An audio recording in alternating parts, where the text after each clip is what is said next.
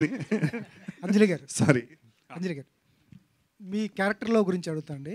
Second ఎపిసోడ్లో మీరు ఒక మాట చెప్తారు, అందరి పక్కలో పడుకుంటాం కంటే ఒక పక్కన పడుకుంటే సేఫ్, అందుకే నేను ఇక్కడికి వచ్చాను, శివయ్య నేను ఎంచుకున్నాను అని చెప్తారు. అటువంటిది థర్డ్ ఎపిసోడ్లో నాకు తెలిసి దర్శిని తీసుకొచ్చి శివయ్య దగ్గరికి వెళ్తారు. ఆ క్యారెక్టర్కి ఎంతవరకు న్యాయం చేసినట్టు అవుతుంది? పుష్ప క్యారెక్టర్ పుష్పకి ఇష్టపడి చేయట్లేదు ఇది. అదే తను ఫస్ట్ ఎపిసోడ్లో మెన్షన్ చేసిన, సెకండ్ ఎపిసోడ్లో మెన్షన్ చేసిన, లాస్ట్ ఎపిసోడ్లో మెన్షన్ చేసిన, పుష్ప ఇష్టపడి చేయట్లేదు. పుష్పతో ఒక డైలాగ్ నేనే చెప్పుంటాను, 10 మంది పక్కలో నలగడం కంటే ఒక్కడి కింద బతకడం బెటర్ అని నేను ఇక్కడికి వచ్చాను తప్ప అది నాకు ఇష్టమైన జాబ్ కాదు అనేది నేను అక్కడ మెన్షన్ చేశాను.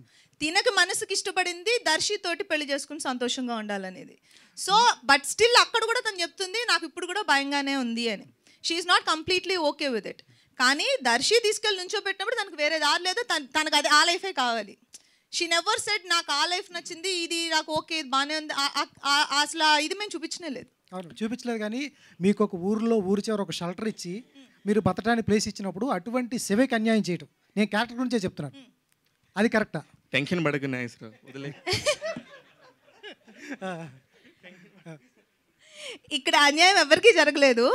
ఇప్పుడు ఆయన ఇల్లు నీడ అన్ని ఇచ్చారు కాబట్టి ఆయనతోటి కొన్ని రోజులు ఉంది.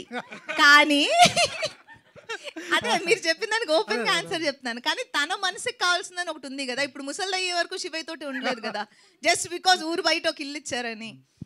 సో నాకు ఊరు బయట ఇల్లు అవసరం లేదు, ఒక చిన్న గుడిసెలో ఉన్నా పర్వాలేదు, నీ పక్కనే ఉండాలని డైలాగ్స్ కూడా ఉన్నాయి. So that's what she want. Anjali garu first